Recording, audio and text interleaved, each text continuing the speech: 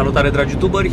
Astăzi este marți, 13 martie. Începem un nou vlog, de data asta cu șeptarul. Vreau să vă mulțumesc mult pentru feedback-ul pe care l-ați lăsat în comenturile videourilor mele. Și tocmai pentru că îmi pasă foarte mult de ce spuneți voi și vă răspund fiecăruia în parte, astăzi o să facem interviul cu criptoinvestitorul și traderul de care vă spuneam.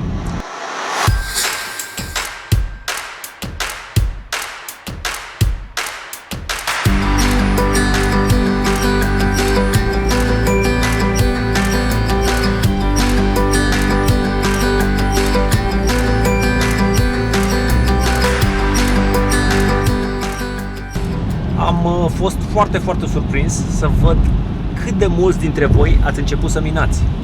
Am primit zeci de screenshot-uri de pe telefonul vostru în care mi-arătați că v-ați apucat de minat. Nu venea să cred cât sunteți. Toate chestiile s-au întâmplat în valuri, adică primeam screenshot-uri cu faptul că v-ați apucat de minat, apoi oamenii începeau să producă Electroneum și mă întrebau când o să-mi intre în portofel, când o să-mi intre în portofel.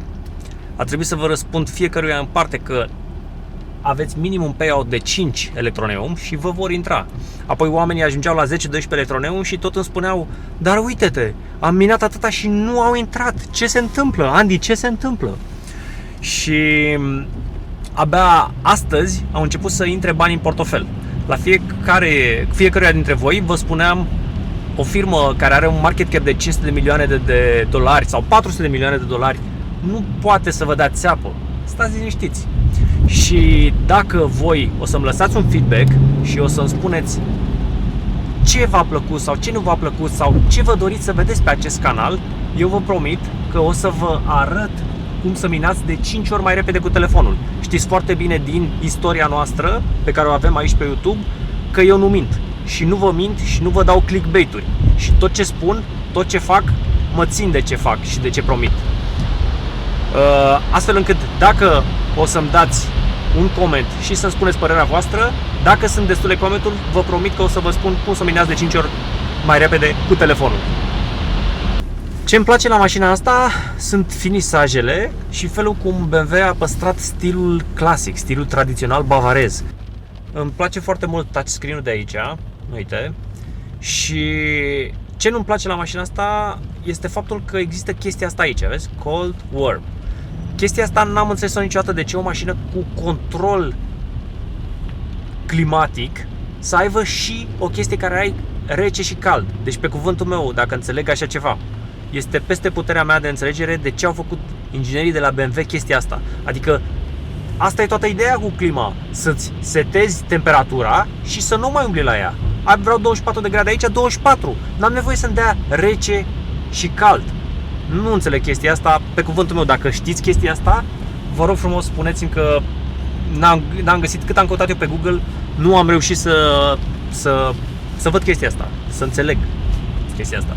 Am activat modul de cruise control, Active Cruise Control, care înseamnă că mașina frânează singură. Deci uite, eu am picioarele aici și mașina o să frâneze singură.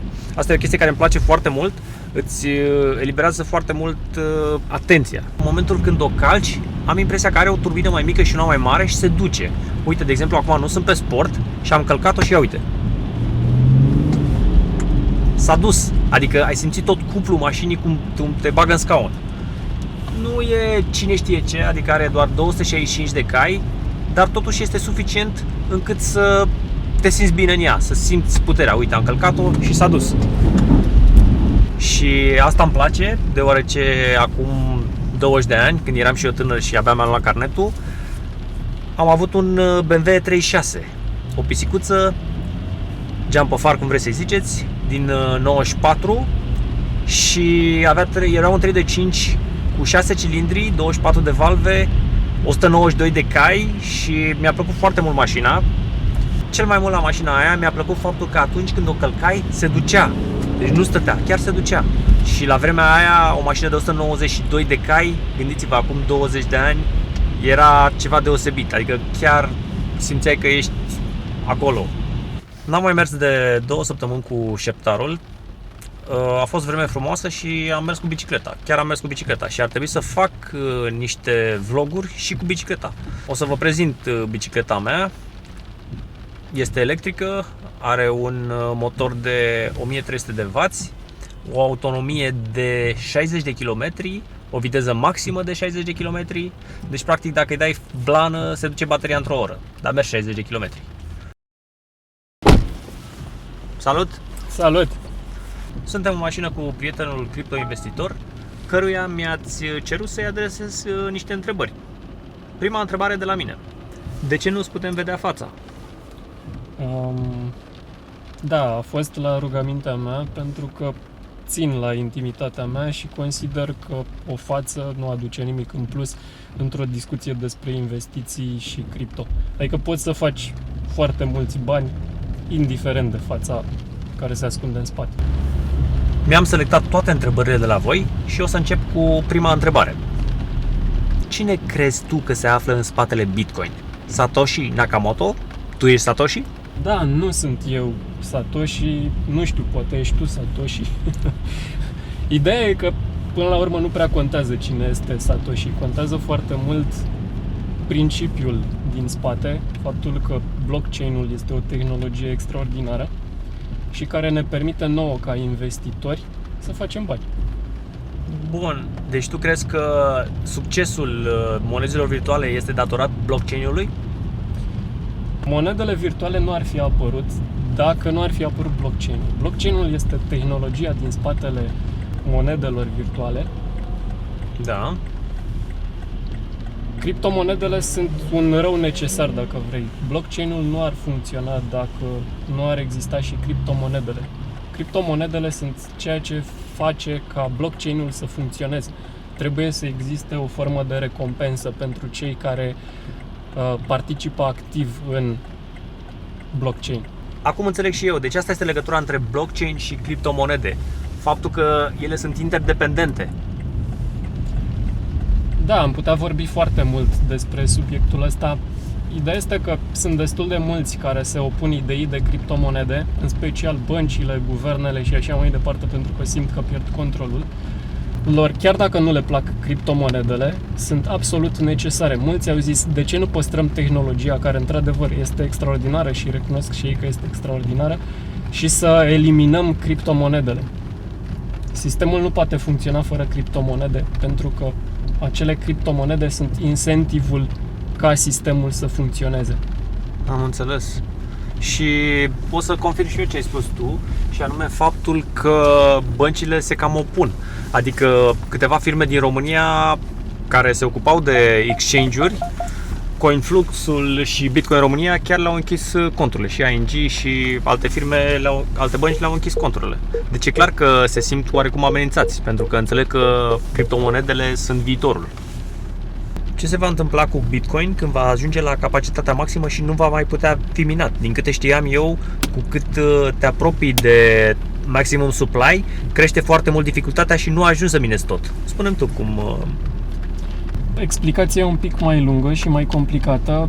Pe foarte scurt, ideea este că minerii de câte ori rezolvă ecuațiile din spatele tranzacțiilor, primesc un reward în Bitcoin. La fel cum primesc abonații mei pe telefon, Electroneum. Exact. Cum primesc abonații tăi pe telefon. Algoritmul Bitcoin este gândit de așa natură încât la un moment dat, să zicem, la un anumit număr de tranzacții și în timp, reward-ul ăsta se înjumătățește și practic se înjumătățește la infinit. Astfel că nu se va ajunge niciodată la capacitatea maximă. În cât timp ai făcut tu prima $100.000? Prima $100.000 am făcut-o în suficient de mult timp și o să vă mire, dar am făcut-o muncind ca angajat la corporații. Faza este că în fiecare din videourile mele eu avertizez subscriberii mei cât de riscant este. Dar am impresia că informația asta este riscant. Nu faceți. Eu nu folosesc ca o psihologie inversă, ci pur și simplu informația asta nu ajunge la subscriberi. Este riscant. chiar îmi doresc să nu treacă informația asta, precum gloanțele pe lângă Neo în Matrix. Ce te-a determinat să investești în cripto? Evident, dorința de a înmulți niște bani. Oricum, cine spune că ține banii în cripto strict pentru tehnologie, mănâncă rahat. Spune-mi, te rog, tu ai investit în Electroneum? Da, o mică parte din portofoliul meu de criptomonede este și în Electroneum. După ce a apărut primul meu vlog cu Electroneum, întâmplător a început să scadă. A început să scadă din cauza că Cryptopia a avut niște probleme cu algoritmul ETN. Și deși era cea mai tranzacționată monedă pe Cryptopia, s-a blocat și este blocată încă și acum. Dar eu chiar nu fac probleme. Chiar nu fac probleme pentru că știu că Electroneum are mari șanse. Toată lumea, am primit sute de mesaje în care oamenii spuneau: Domne, ai spus că niciodată nu o să scadă sub 6 cenți. Nu, am spus că niciodată n-a scăzut sub 6 cenți. El poate să ajungă și la 2 cenți, că chiar nu fac probleme. Probabil o să cumpăr de 20.000 de euro dacă ajunge la 2 cenți. Mie mi se pare... Eu nu zic să faceți voi asta. E foarte, foarte riscant și pe cuvântul meu că sunt sincer când vă spun că e riscant. Eu vă spun doar ce am făcut eu și cum probabil o să fac niște sute bune de mii de euro. Este strict părerea mea, voi nu trebuie să faceți ca mine, sunteți majori, sunteți vaccinați, faceți strict ce vă doriți. Eu doar arăt ce am făcut eu. Dacă vreți bine, dacă nu vreți iar bine. Tu ce simți când prețul Electroneumului scade? O să răspund întâi eu la întrebare și apoi o să te las pe tine. Eu pur și simplu nu simt nimic, eu nu simt neîncredere pentru că revin la ceea ce am spus prima dată. Nu investi ce nu îți permiți să pierzi. Dacă tu îți permiți să ridici banii ăia, nu o să simți mare lucru. Ăia care sunt super disperați: aoleu, a scăzut Electroneum, aoleu, a scăzut Electroneum, ce ne facem? E clar că ăia sunt prea stresați. Răspunde tu la întrebare acum. Da. Nu știu, eu când scade prețul Electroneumului sau oricărei alte monede din portofoliul meu, acum nu mai simt mare lucru. Pot să zic chiar că mă bucur mai de mult. La început simțeam frică și e normal, că știi că ai băgat niște bani și ți-e teamă să nu-i pierzi. După ce am învățat care este mersul, acum când scade prețul eu mă bucur. Mă bucur pentru că pot să cumpăr mai mult la un preț mai bun. Exact. Pentru că deja știu piața, adică știu că își va reveni și cu cât cumpăr mai ieftin, cu atât pot să cumpăr de aceiași bani mai mult. Deci să scot mai mult. Chestiile astea nu le simți decât după foarte, foarte mult timp. Și la început ești panicat, te panichezi: aoleu, a scăzut Electroneumul. Deci am primit zeci de mesaje. Auzi, Andy, ce părere ai acum că a scăzut Electroneumul? Ia zi, ce părere ai? Ce părere să am, frate? A scăzut, e o chestie normală, face parte din tot mersul. Aș vrea să te întreb ceva și aș vrea să răspund sincer. Am fost acuzat că eu fac reclamă Electroneumului ca să crească prețul, ca să îmi scot eu o grămadă de bani. În momentul când oamenilor le explic că market cap-ul este de 500 de milioane de dolari sau 400 de milioane de dolari, ce pot să fac eu? Adică câți oameni pot să conving eu să tranzacționeze, să bage câți bani ca să facă măcar o diferență? Spune-mi și mie, te rog, chestia asta, că poate nu mă cred pe mine. Da, cred că oamenii sunt destul de bine informați și au auzit de tot felul de personaje care pe internet promovează, sunt și plătiți să promoveze anumite monede, astfel încât să le crească valoarea de piață. Ideea este că trebuie să fie un efort coordonat, adică trebuie să fie foarte mulți care promovează către o bază de utilizatori foarte mare și acei utilizatori să investească suficient de mult, astfel încât să se simtă în prețul Electroneumului. Realist, ai putea să faci asta, dar nu cu una dintre monedele din top 100.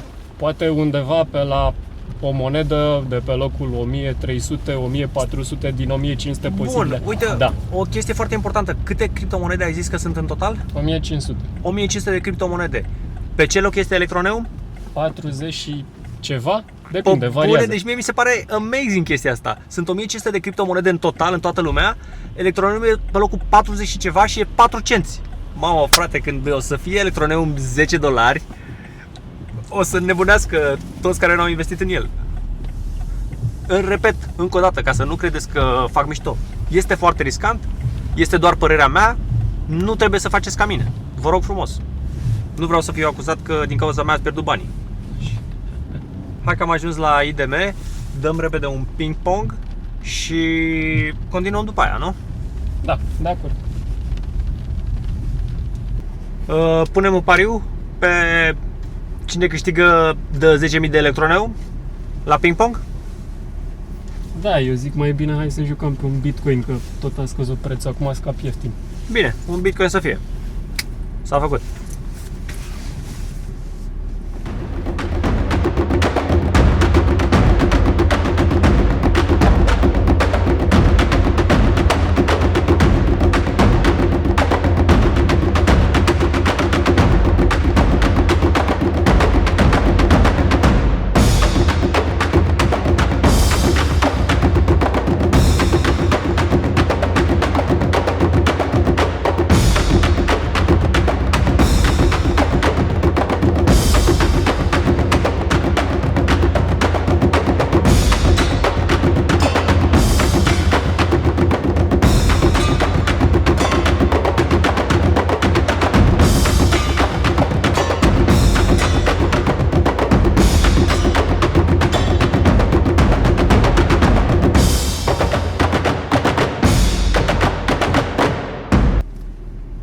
Băi, congrats, adică a fost strâns, dar hai, dau eu un Bitcoin de data asta, data viitoare ți iau 2.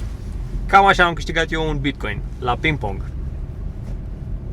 Am terminat cu ping-pongul, hai să mergem mai departe. O altă întrebare pusă la comentarii în videoclipurile mele de pe YouTube a fost în ce altceva să mai investim. Eu aș investi acum în Ethereum pentru că e undeva la $690 astăzi, 13 martie, și cred că pot să fac un profit de 5.000 de euro, adică 50% dacă investesc 10.000 de euro în, să zicem, 3 săptămâni. Poate o să am, poate nu o să am. Eu nu cred că o să ajungă Ethereum la 500. De aceea mi se pare un safe bet și mi se pare o bună modalitate de a câștiga 5.000 de euro. E părerea mea. Tu ce părere ai? Da, e un pic mai dificilă întrebarea asta. E mai tricky. Spuneam mai devreme că sunt 1500 de monede, adică e foarte greu să îți dai seama care o să fie următorul câștigător. Tocmai din motivul ăsta eu nu-mi țin toți banii într-o singură monedă cum face Andy. Andy riscă tot ca să câștige tot. Eu sunt mai ponderat. Mie îmi place să îmi împart investițiile în mai multe monede. Corect. Risk aversion pentru mine e mai mare. Exact. Exact. Și reward-ul ar putea să fie mai mare. Da, $1.000.000, $2.000.000 dacă ajunge electroneumul la $1. Exact, da. Eu am în mod curent în jur de 10 monede pe care le tranzacționez. Altă întrebare a fost ce alegi pentru profit? Bitcoin, Ethereum sau Monero? O să răspund întâi eu și după aia tu. Părerea mea este că toate cresc în același timp. Dacă BTC tușește, tușesc toate. Doar că altele tușesc mai rău decât BTC-ul. Da, eu sunt de părere că poți să răspunzi în două feluri la întrebarea asta. În primul rând, dacă ținta e să faci un profit cât mai mare într-un termen cât mai scurt, niciuna din cele trei, că sunt altele care au pe un time frame mic un reward mult mai mare și riscul e mai mare. Dacă ținta e să faci un profit mic într-un timp mai îndelungat, oricare dintre cele trei e un câștigător. Dacă ar fi să aleg acum una singură dintre cele trei, aș alege Ethereum. Dar e o poveste foarte lungă de ce aș alege Ethereum și nu altă monedă. Și asta ți-am zis și eu mai devreme, fără să știu că tu o să zici asta. Cum a fost prima ta experiență cu criptomonedele? Ca toată lumea, prima dată am auzit de Bitcoin, dar târziu versus când s-a născut Bitcoin-ul, acum vreo 6 ani. Ce să zic? L-am văzut, l-am îndrăgit, n-am investit, am zis că e un experiment interesant, dar o să eșueze. După vreo 2 ani de privit de pe margine, am zis să bag niște bani. Primii mei bani pe care i-am băgat, am pierdut din ei cam 80%. I-am scos și am promis că nu o să mai bag niciodată bani în criptomonede. Și m-am ținut de cuvânt timp de un an de zile. Până când? Ulterior, am văzut că de fapt banii aia pe care i-am pierdut pentru că am nimerit fix în perioada în care Bitcoinul scăzuse, Da. Bitcoinul a început să crească, furtunos. Și mă ofticam că nu am avut răbdare și am scos exact atunci când a scăzut. Ai reacționat emoțional. Am reacționat emoțional, nu am făcut absolut niciun calcul. Asta este cea mai frecventă greșeală care o fac traderii începători. În acea primă încercare, cât de convins ai fost că vei face profit? Pentru că oamenii vor să investească și vor să aibă așa un know-how pe experiența ta. În acea primă încercare, în care țin să subliniez, am pierdut mult, eram 100% convins că o să fac profit. Dar nu că eram convins, deja visam că o să fiu miliardar în mai puțin de un an de zile. A trebuit să pierd aproape tot ce investisem ca să mă învăț minte că ca în orice altă chestie, înainte trebuie să știi niște lucruri de bază după care să te ghidezi și abia apoi începi să câștigi binișor din treaba asta. Exact, adică nu, am auzit eu că Andy investește în Electroneum, hai să investesc și eu. Adică trebuie să faci un research, frate, do your homework. Da, nu e... Poate să-ți iasă sau poate să nu-ți iasă. Nu e ok. Nu este ok să asculți de nimeni, nici de Andy, nici de oricare alt YouTuber, pentru că există diferite interese. Cel mai bine este să preiei informația, să nu o refuzi, dar să o verifici singur și să fii tu convins că investești pentru că vrei tu să investești, nu pentru că ai auzit la altcineva. Exact. Deci nu mai îmi trimiteți sute de mesaje în care spuneți: auzi, Andy, a scăzut nu știu ce monedă, ia zi, crezi că e un moment bun? Nu, frate, eu nu pot să zic ce să faci tu cu banii tăi. Eu pot să zic ce am făcut eu, cât m-a dus pe mine capul, dar tu decizi ce faci tu cu banii tăi, corect? Foarte bine. Dacă ai fi acum la început, cât ai începe? Am să mă dau exemplu pe mine cu al doilea al meu început. După ce am pierdut primii bani, nici prea mulți, nici prea puțini, a doua oară am zis să iau ușor și prima dată să probez că știu ce fac. Și am început cu $50 și am zis că dacă din $50 reușesc să fac mai mulți în mod bună constant, strategia. e ok. De asta recomand oricui să înceapă cu $50-100. Dacă reușești din $100 să faci $1000, la fel de bine vei putea face din 10.000 $1.000.000. Tehnica e aceeași. E foarte bun raționamentul, îmi place. Adică faceți-vă mâna cu foarte puțini bani. Dacă reușești să-i înmulțești pe aia și să nu-i pierzi, e deja un mare câștig. Înseamnă că știi ce faci, ești stăpân pe tine și ai șanse mai mici să pierzi. În continuare este foarte riscant, dar șansele sunt mai mici să pierzi. Care a fost cel mai mare câștig al tău? Punctual, dacă stau bine să mă gândesc, am reușit la un moment dat, dar o singură dată am reușit chestia asta, să-mi triplez efectiv una dintre investiții peste noapte. Am cumpărat seara și dimineața când m-am trezit, prețul era de 3 ori mai mare. Și la chestia asta țin să subliniez aspectul. Și anume, dacă prețul pe care ți l-ai propus tu, câștigul pe care ți l-ai propus, s-a cuantificat, ai ajuns să poți să câștigi atât, vinde. Vinde, nu fi lacom. Nu cash out. Cât încă ești pe profit. Dacă ți-ai atins ținta, cash out. Sau măcar o parte. Da. Că după aia regreți. Faci ca Ripple-ul, ajunge la $3, după aia scade la exact, 0. Cel mai bun exemplu. Cât timp îți ia pe zi să faci acest trading de criptomonede? Tradingul în sine nu ia mult, că să apeși pe butonul de buy sau de sell și să faci un sell order. Da, nu ți ia foarte mult. Ce ți ia mult este să îți faci strategia de cumpărare și vânzare. Și pentru asta, ce să zic, există zile în care citesc despre proiecte cu orele, fac analize tehnice, să-mi dau seama care va fi evoluția prețului, fac calcule despre ce și în ce o să investesc. Evident, există și zile în care strategia e făcută, nu se întâmplă mare lucru pe piață, nu apar lucruri noi, în care nu fac nimic. Efectiv, aștept să câștig niște bani. Day trading sau hodl? Day trading aș zice nu. Trading pe termen mai lung și hodl da. Pentru day trading trebuie să fii ori un guru, să fii foarte bun, ori să ai boți foarte bine antrenați. Cum știi când să cumperi și când să vinzi? Buy low, sell high. E ușor să zici. Buy the dip, sell the tip. E ușor. Da, e ușor să Dar zici. cum o faci? Buy low, sell high. În afară de research, evident. Băi, în primul rând o greșeală foarte frecventă, bazată evident pe emoții. Cel mai rău este să cumperi când toată lumea cumpără deja de câteva zile. Și cel mai rău este să vinzi când toată lumea vinde deja de câteva zile. De principiu, cumperi când alții se grăbesc să vândă și tu vinzi când alții se grăbesc să cumpere. Exact la ce preț cumperi sau vinzi, astea sunt niște calcule pe care trebuie să le ai pregătite dinainte. Cum știi dacă o monedă va crește sau va scădea? Cum simți asta? E dificil de apreciat. Sunt foarte mulți factori care influențează piața cripto. De principiu, cel mai simplu este să-ți faci tot timpul două scenarii. Tot timpul să ai două scenarii în cap. Să fii pregătit pentru Și orice se întâmplă. și să ții cont de ambele. Ce o să fac dacă o să crească? Ce o să fac dacă o să scadă? De ce cred eu că va crește moneda asta? De ce e posibil să scadă? Cât sunt dispus să pierd? La ce preț consider că am câștigat suficient?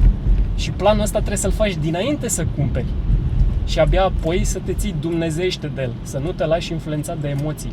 Chiar dacă prețul urcă, chiar dacă prețul scade, dacă tu ți-ai făcut un plan dinainte, te ții de el. Dumnezeiește. Ai încredere în calculele tale făcute la început. Deci pui pauză și dai back și asculți încă o dată ce a spus, ca să înțelegi exact cum se face. Trebuie să înțelegi ideea, nu doar să-l asculți, că poți să-l asculți și să nu înțelegi. O greșeală des întâlnită este că dacă piața se duce în sus, începi să devii lacom. Și s-ar putea să nu știi când să te retragi. De-aia trebuie să vinzi o parte. Exact, de-aia trebuie să vinzi o parte, să fii tot timpul convins că ai câștigat ceva. Din fiecare chestie ai câștigat ceva. Pentru că tu știi. nu câștigi decât atunci când vinzi. Exact. E foarte important, tu nu câștigi decât atunci când vinzi. Exact. Și nu pierzi decât atunci când vinzi. Exact. Da, tot pe bază de emoții, pur emoții. Dacă piața se duce în jos și te apucă frica, s-ar putea să vinzi pe pierdere, chiar înainte să-și revină piața. Exact. Da. Și trebuie să ai răbdare, trebuie să ai foarte multă răbdare, trebuie să-ți educi răbdarea. Da, cred că ține cont și de cât de stresat ești cu banii. Uite, de exemplu, eu sunt acum cu 20.000 de euro pe minus cu Electroneum și n-am nicio stres. De ce? Pentru că eu din secunda în care am investit banii aia, mi-am luat adică de la ei. I-am zis, bă, dacă crește, bine, dacă nu crește, eu sunt pregătit să pierd banii aia. Dacă o să fac 1.000.000 de euro, bine, dacă nu o să fac, asta e, am pierdut 50.000, am pierdut cu alte afaceri mult mai mult. Ferma mea de struțe a fost un dezastru. Puteți să vedeți aici linkul pe YouTube la mine pe canal, să vedeți cât struțe aveam, ce fermă mare aveam și cum s-a ales praful de ea. Apoi am pierdut 60.000 de euro cu ferma de vipere, adică trebuie să fii pregătit să pierzi bani dacă vrei să faci bani. N-ai cum să investești într-o afacere și să zici, bă, asta va merge, gata, o să investesc, e totul safe. Nu, trebuie să te asumi riscuri. Orice antreprenor își asumă riscuri. Ce influențează piața de criptomonede? În opinia mea, foarte multe. Știri din presă, marketingul echipelor de proiect, lăcomia și frica investitorilor, multe. E bine să ai un plan, cum spuneam și mai devreme, făcut dinainte și să raționezi în afara hype-ului. Să nu te iei după ce zice unul sau altul, după ce scrie în presă, după ce zice Andy, după ce zice un investitor, după ce zice nimeni. Trebuie să ai propriul plan. Eu niciodată nu le-am spus să se ia după mine. Eu le-am arătat doar ce am făcut eu și le-am zis, bă, nu riscați, e periculos. Este periculos. Este riscant, nu este periculos. Că nu o să te omoare nimeni, dar ok. Poți să pierzi foarte mulți bani. Lumea vine la mine și îmi spune, Andy, de unde pot să mă informez și eu? Unde pot să învăț și eu să fac trading sau să mă informez? Ce le-ai răspunde? Da, sunt foarte multe resurse pe internet, totul e să le cauți și să ai răbdare să le citești și evident să le interpretezi.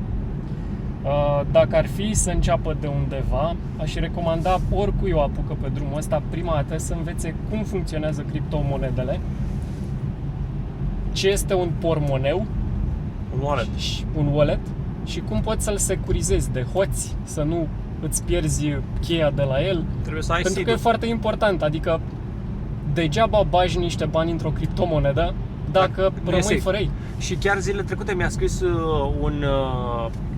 unul din subscriberii mei că i-au dispărut toți banii de pe Cryptopia. Deci cineva el luase o altă aplicație, nu luase aplicația Electroneum, luase una de pe App Store, care era fake și care i-a furat efectiv toți bitcoinii de pe Cryptopia. M-a simțit super prost, îți dai seama că din cauza mea omul a pierdut bani. Da, foarte, Până la urmă e foarte, vina lui, normal, că nu sunt eu responsabil pentru ce face el pe calculator. foarte mare atenție, că e adevărat. Există și foarte multe schemuri. Până la urmă e vorba de bani și sunt foarte mulți care vor să-ți ia banii, cu atât mai mult cu cât sunt conștienți că există ca în orice altceva începători și au tot interesul să fure de la începători. E vorba de bani. Tu ai un canal de YouTube unde să te găsească oamenii? Am cochetat de mai multe ori cu ideea, dar nu știu dacă e de interes pentru public să le povestesc despre cripto, investiții, ce consider eu că trebuie să faci ca să ai succes în viață, de astea. Păi haide să întrebăm pe subscriberii mei dacă își doresc să îți faci un canal de YouTube. Lăsați un coment mai jos și spuneți dacă vă doriți sau nu un canal de YouTube al lui. Cam asta a fost vlogul de astăzi. Dacă v-a plăcut, dați